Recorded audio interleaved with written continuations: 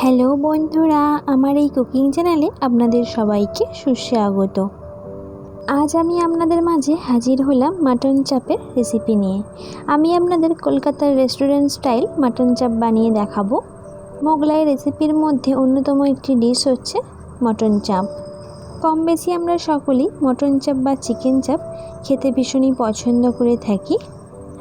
আমার এই চ্যানেলে অলরেডি একটি চিকেন চাপের রেসিপি আপলোড দেওয়া আছে। আমি ওই রেসিপির লিঙ্কটা ডেসক্রিপশন বক্স বা আই বাটনে দিয়ে দেব, প্লিজ আপনারা চেক করে নেবেন। মাটন চাপ খেতে কিন্তু অসম্ভব টেস্টি হয়ে থাকে। তাহলে চলুন দেখে নেওয়া যাক কীভাবে তৈরি করতে হয় একদম কলকাতার রেস্টুরেন্ট স্টাইলে মাটন চাপ। এই রকমই আরও নিত্য নতুন রেসিপির আপডেট পাওয়ার জন্য আমার এই চ্যানেলটিকে প্লিজ সাবস্ক্রাইব করে দেবেন, আর নোটিফিকেশান পাওয়ার জন্য পাশে থাকা বেল আইকনটি প্রেস করতে ভুলবেন না। প্রথমে আমি একটি পেস্ট বানিয়ে নেব। তার জন্য নিয়ে নিয়েছি 2 টেবিল চামচ পোস্ত, 2 টেবিল চামচ চারমগজ আর 2 টেবিল চামচ কাজু বাদাম। এবার এই তিনটি উপকরণকে খুব ভালো করে একদম স্মুথ পেস্ট বানিয়ে নেব। এবার আমি একটি মিক্সিং বোল নিয়েছি। এবার এই মিক্সিং বোলের মধ্যে দিয়ে দেব টক দই। দেখুন আমি এখানে 100 গ্রাম মতো টক দই দিয়ে দিলাম। এবার দেব হাফ টেবিল চামচ হলুদ গুঁড়ো, 1 টেবিল চামচ লঙ্কা গুঁড়ো, দেব 1 টেবিল চামচ কাশ্মীরি লঙ্কা গুঁড়ো, দেব 2 টেবিল চামচ পাউডার দুধ, দেব 1 টেবিল চামচ রসুন বাটা, আর দেব 1.5 টেবিল চামচ আদা বাটা। দেব পেঁয়াজ আর কাঁচা লঙ্কার পেস্ট। আমি এখানে 2টো বড় সাইজের পেঁয়াজ আর 2টো কাঁচা লঙ্কাকে খুব ভালো করে পেস্ট বানিয়ে নিয়েছিলাম মিক্সার গ্রাইন্ডারে। এবার এই সমস্ত পেস্টটাই আমি দিয়ে দিলাম। এবার দিয়ে দেব পোস্ত, চারমগজ এবং কাজু বাদামের যে পেস্টটা প্রথমে আমি বানিয়েছিলাম, সেই সমস্ত পেস্টটাই আমি দিয়ে দিলাম। এবার দেব 2 টেবিল চামচ ছাতু। আপনারা ছাতুর পরিবর্তে 2 টেবিল চামচ বেসন দিতে পারেন। সেক্ষেত্রে বেসনটাকে শুকনো খোলায় একটু হালকা রোস্ট করে নিতে হবে। রোস্ট করে নেওয়ার পর তারপর ব্যবহার করতে পারবেন। এবার দেব 1 টেবিল চামচ বিরিয়ানি মশলা পাউডার, আর দেব 1 টেবিল চামচ গরম মশলা পাউডার, দেব 1 টেবিল চামচ গোলমরিচ গুঁড়ো দিয়ে এবার সমস্ত উপকরণগুলোকে খুব ভালো করে একসঙ্গে মিক্সড করে নিতে হবে। এবার দেব স্বাদ অনুসারে লবণ। লবণটা দিয়ে আবারও খুব ভালো করে একসঙ্গে মিক্সড করে নেব। দেখুন এইভাবে খুব ভালো করে একসঙ্গে মিক্সড করে নিতে হবে। এইভাবে আমি 5 মিনিট মতো খুব ভালো করে মিক্সড করে নেব সমস্ত মশলাগুলোকে। দেখুন সমস্ত মশলাগুলো আমি খুব ভালো করে মিক্সড করে নিয়েছি। এবার দিয়ে দেব মাটন। আমি এখানে 750 গ্রাম মাটন ব্যবহার করেছি। সমস্ত মাটনগুলোই আমি দিয়ে দিলাম। দিয়ে এবার খুব ভালো করে মিক্সড করে নেব। দেখুন এইভাবে খুব ভালো করে মিক্সড করে নিতে হবে। দেখুন এইভাবে বেশ কিছুক্ষণ আমি খুব ভালো করে মিক্সড করে নিয়েছি।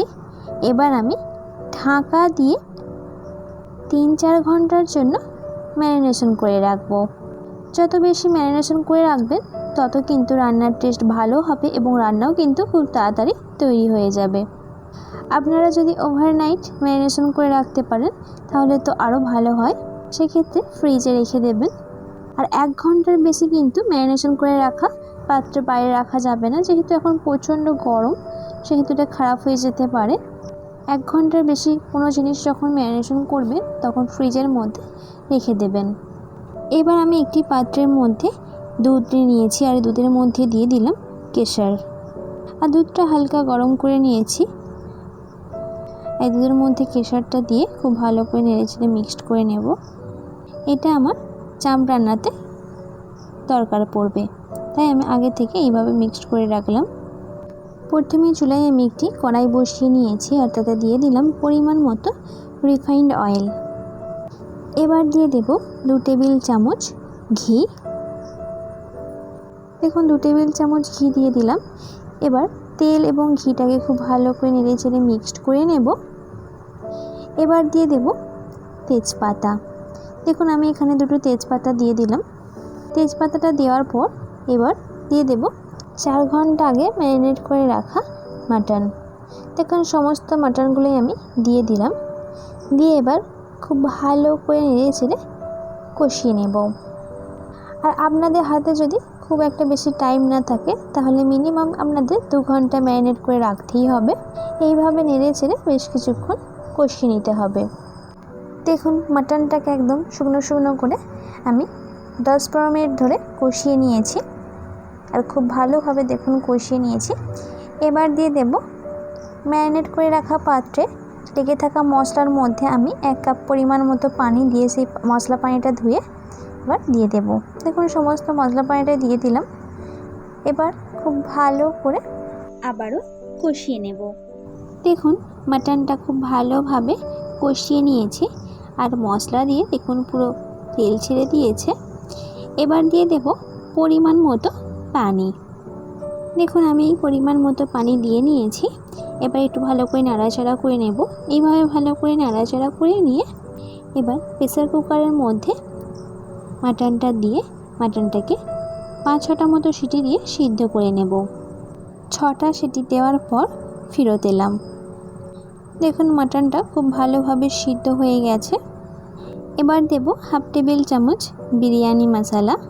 আমি প্রথমে 1 টেবিল চামচ দিয়েছিলাম আর এখন দিলাম 1/2 টেবিল চামচ। মোট আমি এখানে 1.5 টেবিল চামচ বিরিয়ানি মশলা ব্যবহার করলাম। এবার দেব 1 টেবিল চামচ গরম মশলা পাউডার দিয়ে এবার খুব ভালো করে নেড়ে চেড়ে কষিয়ে নেব। দেখুন বেশ কিছুক্ষণ আমি খুব ভালো করে কষিয়ে নিয়েছি। এবার দেব 1 টেবিল চামচ রোজ ওয়াটার আর দেব 1 টেবিল চামচ কেওড়া ওয়াটার দিয়ে এবার খুব ভালো করে নেড়ে চেড়ে মিশিয়ে নেব। দেখুন এইভাবে ভালো করে নেড়ে চেড়ে মিশিয়ে নিতে হবে। এবার দেব 2 ফোঁটা মিঠা আতর। দেখুন মিঠা আতরটা দিয়ে দিলাম। আর দেব কেশর ভেজানো দুধ। দেখুন আমি এখানে 1 কাপ মতো দুধ নিয়েছি আর দুধের মধ্যে কেশরটা ভালো করে মিশিয়ে নিয়েছি। এবার কেশর মেশানো দুধটা আমি দিয়ে দিলাম। দিয়ে এবার খুব ভালো করে নেড়ে চেড়ে মিশিয়ে নেব। দেখুন খুব ভালো করে নেড়ে চেড়ে মিশিয়ে নিয়েছি। এবার ঢাকা দিয়ে একদম লো ফ্লেমে 10 মিনিট মতো রান্না করে নেব। 10 মিনিট পর ফেরত এলাম। দেখুন মাটন চাপ বানানো একদম কমপ্লিট। এবার আমি ঢাকা দিয়ে গ্যাসের ফ্লেমটা অফ করে দেব। 5 মিনিট মতো রেস্ট টাইমে রাখবো। তারপর গরম গরম পরিবেশন করে নেব। দেখলেন তো কত সহজভাবেই বানিয়ে ফেললাম কলকাতার রেস্টুরেন্ট স্টাইলে মাটন চাপ। এই মাটন চাপের রেসিপিটি যদি আপনাদের ভালো লেগে থাকে তাহলে আপনারা বাড়িতে অবশ্যই ট্রাই করবেন। আর কেমন লেগেছে আপনাদের সেটি আমাকে কমেন্টের মাধ্যমে জানিয়ে দেবেন। আশা করছি আপনাদের ভীষণ ভালো লাগবে।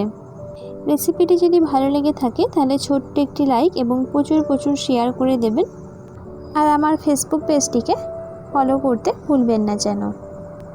আজকের মতো তবে এই পর্যন্ত থাক। কাল আবারও দেখা হচ্ছে নতুন কোনো রেসিপির সঙ্গে। লাস্ট অবধি আমার এই ভিডিওটি দেখার জন্য আপনাকে অসংখ্য ধন্যবাদ।